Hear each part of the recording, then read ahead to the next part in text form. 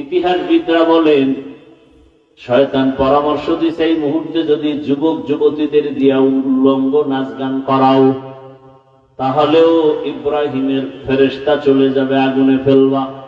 নমরুদ তাই করলো।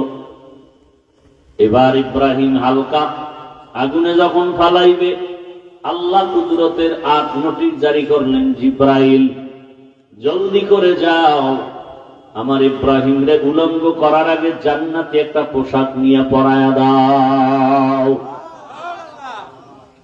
ওই জান্নাতি পোশাক পরায়া দিলেন আর আগুনকে নোটিশ করলেন, কুলনা ইয়া নারু কুনি বারদাও ওয়া সালামান আলা ইব্রাহিম কে লুতুফে খেসরা ইজহারে কর বাখলিল আসনারে গুলজারে কর। এই আগুন ঠান্ডা হয়ে যাও। মুফাসসিরিনে কেরাম বলেন শুধু ইব্রাহিমের আগুন ঠান্ডা হয় নাই, পৃথিবীতে ওই সময় যত আগুন ছিল সব ঠান্ডা হয়ে গেছে। তবে কষ্টদায়ক ঠান্ডা না, শান্তিদায়ক ঠান্ডা। সালামান, সালাম মানে কি? শান্তি। আমরা অনেকে তর্জমা করি ইসলাম মানে শান্তি, না, এটা ভুল কথা। সালাম মানে শান্তি, আর ইসলাম মানে আনুগত্য করা। আনুগত্য করা, মুসলিম আনুগত্যকারী। ইব্রাহিম আগুনে চুপচাপ বসে আছে। নমরুদকে জ্বালাও না কেন? আগুনের জবান খুলে গেল, কথা বলা শুরু করলো। কয় যে তুই যার গোলাম আমিও তার গোলাম, তুই বলো জ্বালাইতে, আমার রব বলে আমি জ্বালাবো না, তবে তুই আয় করে জ্বালাইতে। দীর্ঘদিন ইব্রাহিম নবী আগুনে থাকার পরে বের হইলেন। বের হওয়ার পরে হিজরত করবেন। এইবার আমার ওই যে আয়াত করছিলাম শুরুতে খুতবায়, সেই আয়াত, আকালা ইন্নী যাহিবুন ইলা রাব্বি সাইয়াহদিন রাব্বি হাবলি মিনাস সালিহিন। বের হইয়া দেরি না করে হিজরত করার শুরু করলেন, নিয়ত করলেন আমি ফিলিস্তিন চলে যাব, আল্লাহ আমাকে রাস্তা দেখায় দিবেন। 3 জন, ইব্রাহিম, তার স্ত্রী বিশ্ব সুন্দরী বিবি সারা আর তার ভাতিজা, 3 জনে রওয়ানা। এই মোনাজাতটা তো দিয়েই দিব, একটু ধৈর্য হবে না? আর ঘুমাইবেন গিয়া মোবাইল চালাইবেন, আর কি করবেন? মোবাইল চালাইবেন আর করবেন কি? দোয়া করে মা বাবার জন্য একটু দোয়া করবেন, এই কপাল নাই। ইব্রাহিম নবী হিজরত করে চলে যাচ্ছেন ফিলিস্তিন, মিশরের উপর দিয়া। মিশরে আবার এক জালেম বাদশা ধরে ফেললো বিশ্ব সুন্দরীর কথা শুনা। যখন সারাকে জুলুম করে নিয়ে গেল, ইব্রাহিম নবী চুপচাপ বসে আছেন। ইব্রাহিম নবী বলেন, হে আল্লাহ, আমার স্ত্রীর উপরে জালেম হাত বাড়াবে, এটা কেমনে সহ্য করি? আল্লাহ কি করবে না করবে তোর অন্তর চোখ দিয়ে তুই এখানে বসে সব দেখবি। ইব্রাহিম নবী দেখতেছেন ওই জালেম তার খাস কামরায় ঢুকাইয়া বিশ্ব সুন্দরী ইব্রাহিম নবীর বিবি সারার উপরে হাত বাড়াইছে। হাতটা বাড়ানো মাত্র সাথে সাথে বাঁকা হয়ে গেছে। এই শাস্তিটা আল্লাহ মাফ করেন। আমগো দুনিয়া শুরু হইলে আকাম চলতো, সব বন্ধ হয়েছে। দেয় না কেন? মুহাম্মদের উম্মত হওয়ার বরকতে। এভাবে 3 বার হাত বাড়াইছে, 3 বার বাঁকা হয়ে গেছে। আর ওই মহিলার কাছে মাপসা, একটা তোমার মধ্যে এমন কি পাওয়ার, যেই পাওয়ারের কারণে আমি তোমার দিকে হাত বাড়াই, বাঁকা হয়ে যায়। ইব্রাহিম নবীর স্ত্রী সারা বললেন, আরে আমার মধ্যে কোনো পাওয়ার নাই, তবে এতটুকু জানি আমি একজন নবীর স্ত্রী। তাই বলে, হ্যাঁ কোন নবী? বলে ইব্রাহিম। কোথায়? বলে যে গাছতলা। এবার তারে ডাকিয়া নিয়া ক্ষমা চাইয়া সর্বোচ্চ মেহমানদারি করাইলেন, তওবা করলেন। জালেম তওবা করে বলে, আপনার বয়স কত? 80-র উপরে। ছেলে মেয়ে কয়জন? একটাও নেই। হয় না? হয় না। তাহলে আমার একজন খাদেমা আছে হাজেরা, আমি তাকে আপনার হাদিয়া দিতে চাই। নিয়ে গেলেন, সারার অনুমতি ক্রমে বিবাহ করে ফেললেন। বিবাহ করে আল্লাহর কাছে একটা সন্তানের জন্য দোয়া করলেন, রব্বি হাবলি। ইব্রাহিম নবী যদি তার সন্তান নেককার চায় আল্লাহর কাছে, তা আপনার চাওয়া দরকার না? চান না দেখেই তো এবার সন্তান কথা শুনেন। কয়দিন আল্লাহর কাছে দোয়া করছেন, আল্লাহ একটা নেককার সন্তান দিও। বরং নেককার চাইবেন দূরের কথা, নিজে বাবা হইয়া সন্তানটারে আর নষ্ট বানাইতেছেন। মোবাইল হাতে তুইলা দিছেন, রোজার মাসে রোজা রাখার কথা বলেন না, চেহারা নষ্ট হয়ে যাবে। কেমন বাপ আপনি?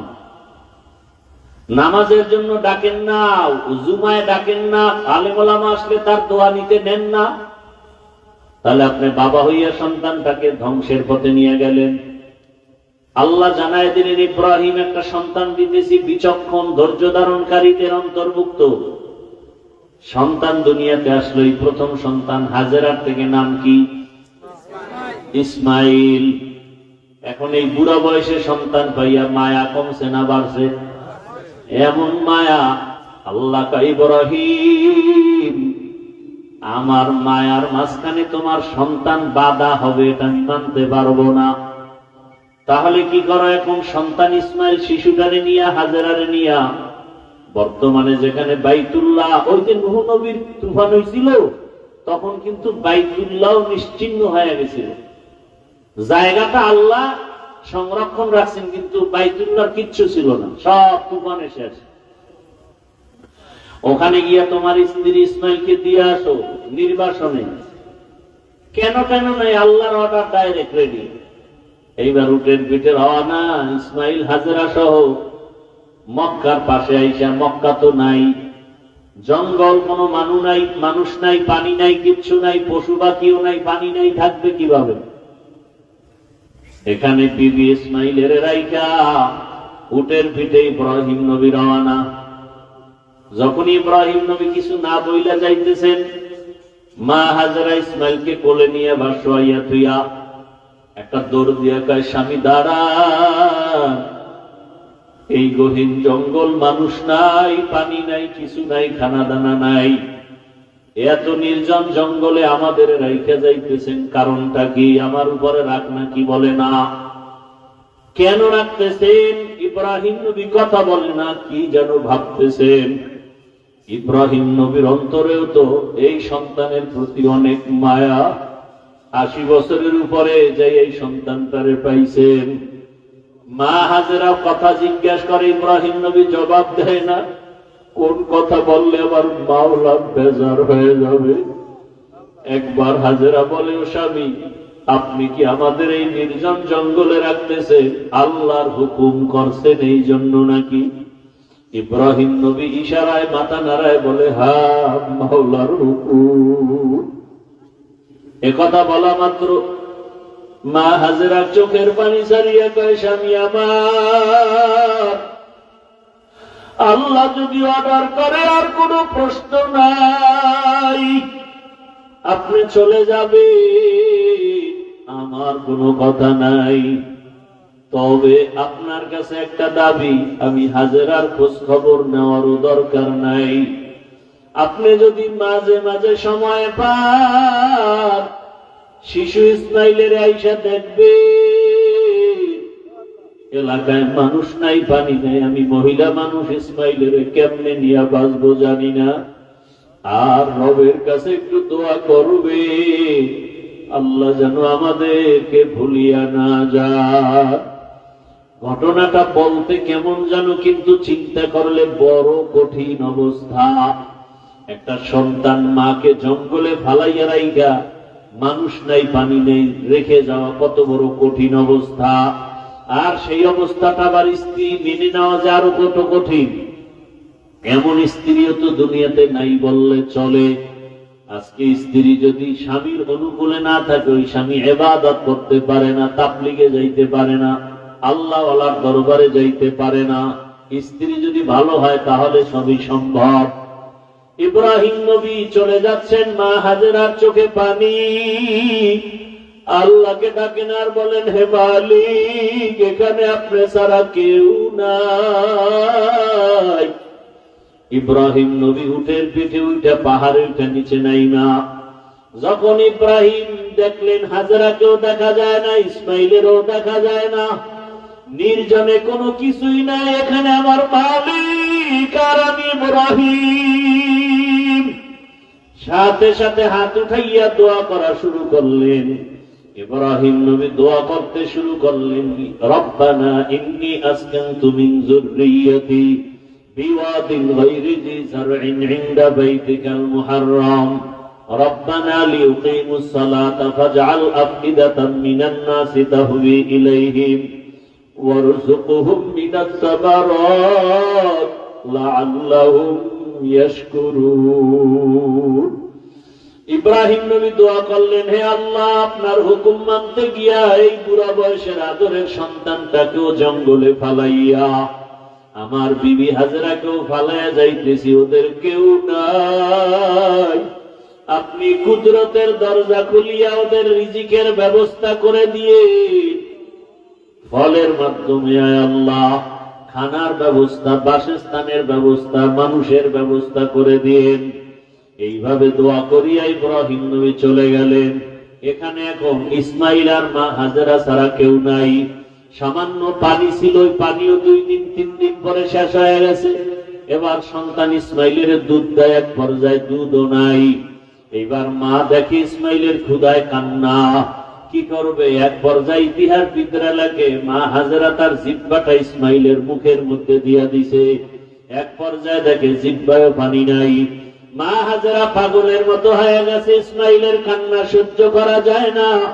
একটা সন্তানের প্রতি মায়ের যে কি মায়া, ও আমার সন্তানেরা, ওই মা যার দুনিয়াতে নাই সে বুঝে মা কেমন রত্ন। ও যুবক বাবারা, যার মা বেঁচে আছে, এই রত্ন হারায় গেলে কিন্তু আর পাইবা না। সময় পেলে মায়ের দোয়া নাও, বাবার দোয়া নাও। ওই মা বাবার চোখের পানি আর দোয়া ছাড়াই চেয়ারে বসতে পারি নাই। ওই মা বাবার চোখের পানি আর দোয়া ছাড়া মাওলানা হতে পারি নাই। তুমিও টাকা পয়সা বাড়ি গাড়ির মালিক হতে পারো নাই। ওরে, এই যে কোরবানি আসতেছে, কত সন্তানেরা মা বাপ নিয়ে একত্রে ঈদ করবে, কত আনন্দ করবে। আর যার মাও নাই, বাবাও নাই, ওই বান্দা একবার ছেলে দেখবে, মেয়ে দেখবে, স্ত্রী দেখবে, আনন্দ যাই করবে, আবার নিঃশ্বাস ছাড়বে। কেউ বলবে, কি ব্যাপার, ছেলে মেয়ে স্ত্রী পাইয়াও নিঃশ্বাস কেন? বলে, আমার মা নাই, আমার বাবাও নাই। আজকে ঈদের আনন্দে আমার মা থাকলে আরো কত আনন্দ লাগতো, বাবা থাকলে কত আনন্দ লাগতো। আমি বড় এতিম হয়ে গেলাম। আমার ছেলে মেয়ে পাইয়াও খুশি না, আমার মা বাবারে পাইলে যে খুশি হইতাম। ও আল্লাহর বান্দারা, মা হাজেরা ইসমাইলের জন্য পাগলনির মতো কান্না করে। একবার সফা পাহাড়ে দৌড়ায় পানির জন্য, একবার মারোয়া পাহাড়ে দৌড়ায় পানির জন্য। গিয়া দেখে পানি না, সূর্যের আলোতে বালিগুলো চিকচিক করতেছে। মা হাজেরা এইভাবে দৌড়াইলেন, 7টা চক্কর দিলেন। আমার আল্লাহ কয়, জিবরাইল সাক্ষী হইয়া যাও, আমার হাজেরা যেইভাবে সফা মারোয়ায় 7টা বার চক্কর দিয়া দৌড়াইল, আমার দুনিয়াতে হাজেরার দৌড়টা এত ভালো লাগছে, আমি আল্লাহ স্মৃতিটা কিয়ামত পর্যন্ত কায়েম রাখতে চাই। হাজীদের জন্য আইন করে দিলাম, দুনিয়ার হাজিরা যদি হাজেরার ওই সফা মারোয়ার জায়গায় 7টা চক্কর দৌড় না দেয়, আমি কোন হাজির হজ কবুল করব না। মা হাজেরার কান্না, ইসমাইলও কাঁদে, পানির পিপাসা, ক্ষুধার তাড়নায় কান্না করে। হঠাৎ হাজেরার কান্না দেখে আমার মাওলার কুদরতি অন্তরে জোশ আসিয়া গেল। আল্লাহ কয়, জিবরাইল যাও, আমার হাজেরার সহযোগিতার জন্য যাও। বাইতুল্লাহর কাছে আইসা ডাকবা, হাজেরা। মানুষের সুরাতের আওয়াজ। হাজেরা গিয়া শুনে মানুষের আওয়াজে কে যেন ডাকে। বলে আমি জিবরাইল, মানুষের আকারে আসছি, কি চাও? বলে ক্ষুধা সহ্য করা যায় না। জিবরাইল তার ডানা দিয়ে এমন বাড়ি মারছে মাটির মধ্যে, ইসমাইল নবীর পায়ের গোড়ার থেকে জমজমের পানি বের হওয়া শুরু হয়ে গেল। মা হাজেরা পানিটা পাথর দিয়ে আটকালেন আর বললেন, ঝমঝম থাম থাম। জমজমের পানি নিজেও পান করলেন, ইসমাইলেরও পান করালেন। হাজার হাজার মিলিয়ন ট্রিলিয়ন লিটার পানি হাজি সাহেবরা নেয়, ওই কূপের পানি কমেও না বাড়েও না। রবিজিকে সাহাবায়ে কেরাম জিজ্ঞাসা করলেন, ইয়া রাসূলুল্লাহ, জমজম কূপের নিচের সম্পর্ক কোথায়? নবী বলেন, জমজম কূপের নিচের সম্পর্ক হাউজে কাউসারের সাথে লাগানো। মা হাজেরা দোয়া করলেন, ইব্রাহিমের দোয়া, মানুষ আসবে এখানে থাকবে। মানুষ আইসা ব্যবসা করতে যায়, পানির দরকার, আইসা দেখে এখানে পানি। হাও মহিলা হাজেরা পানি দাও, বলে এখানে বাড়িঘর করে থাকো, পানি দিব। যখন তারা রাজি হয়ে গেল, বাড়িঘর উঠা শুরু হয়ে গেল, বসবাস শুরু হয়ে গেল। ইসমাইল নবী বড় হইতে হইতে 14 বছর যখন হয়, আল্লাহ তাআলার পরীক্ষা শুরু হয়ে গেল। ইব্রাহিম, তোমার কলিজার আপন বস্তুটাকে আমার রাস্তায় কোরবানি করো, জবাই করো। ইব্রাহিম নবী স্বপ্ন দেখে 100 উট জবাই করলেন। পরের রাত্রে স্বপ্ন দেখে একই স্বপ্ন, আবার 100 উট জবাই করলেন।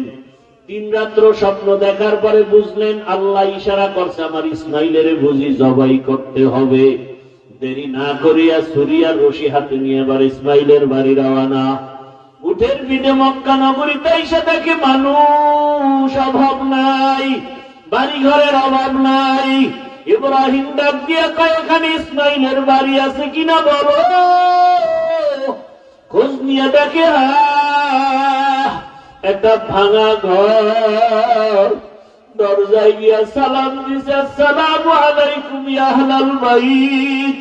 হাজেরা বের হয়ে দেখে পয়গম্বর ইব্রাহিম। বহু বছরের বিরহের বেদনার কান্নার আওয়াজ। বলে আমার ইসমাইল কই? বলে মাঠে বাচ্চাদের সাথে খেলতেছে। ইব্রাহিম নবী গিয়া দেখে অনেক বাচ্চারা খেলাধুলা করে। ইসমাইলের ডাক দিছে, ইসমাইল চিনতে পারে না ইনি আমার বাবা। ইব্রাহিম ডাক দিয়ে কয়, বাবা আয়, আমি তোর বাবা ইব্রাহিম। ইসমাইলের নিয়ে ঘরে গিয়ে কয়, হাজেরা সময় বেশি দেরি করা যাবে না, তাড়াতাড়ি সাজায় দাও, মালিকের দাওয়াতে যাব। হাজেরা মনে করছে দুনিয়ার কোন মালিকের দাওয়াত। আসলে আল্লাহ যে দাওয়াত দিছে ইসমাইলের জবাই করার, এ কথা ভাবেন নাই। সুন্দরভাবে সাজায় দিছেন। ইসমাইল আর ইব্রাহিম হাঁটতেছে সামনে। শয়তান ধোঁকা দিতেছে ইসমাইলকে। নবী ইব্রাহিম পাথর মারলেন। এইভাবে 3 জায়গায় ধোঁকা দিছে, 3 বার পাথর মারছেন। আল্লাহর অর্ডার হয়ে গেছে, ইসমাইল ইব্রাহিম যেখানে পাথর মারছে হাজী সাহেবরা ওখানে পাথর মারতে হবে, না হয় হজ কবুল করা হবে না। এখন যেখানে হাজী সাহেবরা মিনা বাজারে কোরবানি দেয়, ওখানে ইসমাইলকে নিয়ে বাবা সন্তান ছাড়া ওখানে আর কেউ নাই। ছুরিটা বের করার আগে ইব্রাহিম নবী চিন্তা করলেন, দেখি আমার সন্তানের ঈমানের হালাত কেমন। ইসমাইলকে ডাক দিয়া কয়, ইন্নী আরা ফিল মানামি আন্নী আযবাহুকা ফানজুর মাযা তারা। ও ইসমাইল, আমি তোমাকে জবাই করতেছি, স্বপ্ন দেখলাম, বলো তোমার কি মতামত। সাথে সাথে ইসমাইল বলেন, ইয়া আবাতি ফাল মা তুমার। আব্বা জান, আপনি ঘুমের মধ্যে যা দেখছেন তাড়াতাড়ি বাস্তবায়ন করেন, আমাকে জবাই করে দেন। ইনশাআল্লাহু মিনাস সাবিরিন, আমি ধৈর্য ধারণকারীদের মধ্যেই থাকবো। এই কথা বইলা ইতিহাসবিদরা লেখেন, ইসমাইল একটু অভিনয়, একটু কান্না শুরু করছেন। আর ডাক দিয়ে আব্বা যান, একটু অভিমানে কথা বলে, কথাটা যদি আপনি বাড়িতে বসে বলতেন, আমি আমার আম্মু জানের থেকে একটু বিদায় নিয়ে আসতাম, আমার আম্মুর থেকে জন্মের বিদায় নিয়ে আসতাম। আমার মা এত কষ্ট করে আমাকে বড় বানাইছে, আমি মায়ের থেকে বিদায় নিতে পারলাম না। দুঃখ নাই, আপনি তো আমাকে জবাই করে চলে যাবেন মায়ের কাছে। আমার আম্মু জান যখন ইসমাইল রে পাবে না, পাগলনির মতো হয়ে কান্না শুরু করবে। আর বলবে আমার ইসমাইল কোথায়? কেউ লেখে আমার রক্ত মাখা জামা কাপড় আমার মায়ের হাতে দিবে, আর আমার মাকে আমি ইসমাইলের সালাম দিয়ে দিবেন। আমার মা কান্না করলে আপনি ধমক দিবেন, রাগ করবেন না, বুঝায় বলবেন হাসরের ময়দানে ইসমাইলের সাথে মোলাকাত হয়ে যাবে। আব্বা জান, আপনি জবাই করার আগে আপনার চোখ দুইটা রুমাল দিয়া বাঁধেন, কারণ জবাই করার সময় যদি আপনার নজর আমার চেহারায় লাগে, মায়ার কারণে জবাই করতে পারবেন না। বাবা, আমার হাতে পাও রশি দিয়া বাঁধেন। জবাই করার সময় যদি হাতে পায়ের নড়াচড়া আপনার শরীরে লাগে, আল্লাহ বেজার হয়ে যাবে। ইসমাইল শুয়ে পড়লেন, ইব্রাহিম নবী ছুরি হাতে নিলেন। আল্লাহ ডাক দিয়া কয়, ছুরি, আমার ইসমাইলের একটা পশমও যেন ক্ষতি না হয়। ইব্রাহিম নবী ছুরি চালায়, ইসমাইলের গলা কাটে না, পশম কাটে না। পাথরের উপর আঘাত করলেন, পাথরটা দুইটা ভাগ হয়ে গেল। ইব্রাহিম নবী এবার কয়, ইসমাইল আয়, শেষবারের মতো চেষ্টা করি, রক্ত হাতে না লাগা পর্যন্ত আর ছুরি চালানো বন্ধ হবে না। ইসমাইল নবীকে যখন শোয়াইয়া ছুরি চালাবেন, আমার আল্লাহ ডাক দিয়া কয়, জিবরাইল, আমার ইব্রাহিম ছুরি চালানো বন্ধ করবে না রক্ত না লাগা পর্যন্ত। আমার ইসমাইলের আমি জবাই চাই না, চাই অন্তরের ভালোবাসার মোহাব্বত। আমি দেখতে চাই আমার বান্দা আমারে কেমন ভালোবাসে। আমি তো রক্ত চাই না, গোশত চাই না। জিবরাইল জান্নাত থেকে একটা দুম্বা নিয়ে ইব্রাহিমের ছুরির নিচে দাও। জিবরাইল আমিন একটা জান্নাত থেকে দুম্বা নিয়ে ছুরির নিচে যখন দিবে, আসতে দেরি হবে মনে করিয়া ডাক দিলেন, আল্লাহু আকবার, আল্লাহু আকবার। ইব্রাহিম নবী উপরে তাকায়, লা ইলাহা ইল্লাল্লাহু আল্লাহু আকবার। ইসমাইল আওয়াজ দিলেন, আল্লাহু আকবার, আল্লাহু আকবার। ফেরেশতারাও আওয়াজ দিলেন, আলিল্লাহিল হামদ। এই তাকবীর 9 তারিখ থেকে এই মাসের 13 তারিখ পর্যন্ত নারী পুরুষ সবার জন্য ওয়াজিব করে দিয়েছেন আমার আল্লাহ। আমার আল্লাহর পক্ষ থেকে 9 তারিখ থেকে ফজর থেকে 13 তারিখ আসর পর্যন্ত এই তাকবীর চলবে। এই তাকবীর কিন্তু জিবরাইলের, ইসমাইলের, ইব্রাহিমের, ফেরেশতাদের এই তাকবীর। এরে আল্লাহর বান্দারা, ইসমাইলকে আর জবাই হলো না, দুম্বা জবাই হয়ে গেল। ইব্রাহিম নবী দেখলেন ইসমাইল দাঁড়ানো, অচেনা একটা দুম্বা, অচেনা জানোয়ার জবাই হয়ে গেল।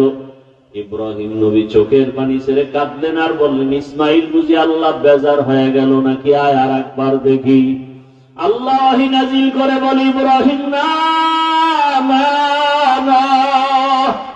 আমি যে পরীক্ষা নিছি ওই পরীক্ষায় তুমি পাস।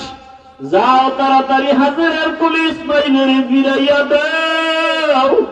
হাজেরা ইসমাইলের জন্য বেকার হয়ে কান্না করে, যাও মালিকের দাওয়াতে আসি বলছো, ওয়াফাদাইনাহু বিযিবহিন আযীম। আমার পক্ষ থেকে এই হাতিয়া দুম্বার গোশত হাজেরার কাছে নিয়ে যাও, পাকশাক করে তোমরা খাও। ও আল্লাহর বান্দারাই কোরবানি, সন্তান কোরবানির ইতিহাস। আল্লাহ পশু চায় না, জবাই চায় না, রক্ত চায় না, গোশত চায় না, চায় আপনার আমার অন্তরের মোহাব্বত। আল্লাহকে কেমন ভালোবাসি, ভাইরা স্ত্রীকে ভালোবাসলাম, সন্তানকে, বাড়ি গাড়ি সব পাইলাম। আমারে যে বাড়ির মালিক, গাড়ির মালিক, ছেলে সন্তানের মালিক, সম্মানের মালিক বানাইলেন, ওই আল্লাহকে চিনতে পারলাম কিনা? ওই আল্লাহর মোহাব্বত অন্তরে জমা করতে পারলাম কিনা? এখনো আল্লাহর কাছে তওবা করেন, সামনে কোরবানির পরীক্ষা যেন আল্লাহর কাছে পাশ করতে পারি। আল্লাহ যেন কোরবানির পরীক্ষায় কামিয়াবি দান করেন, আল্লাহর মোহাব্বত অন্তরে জমা করিয়া।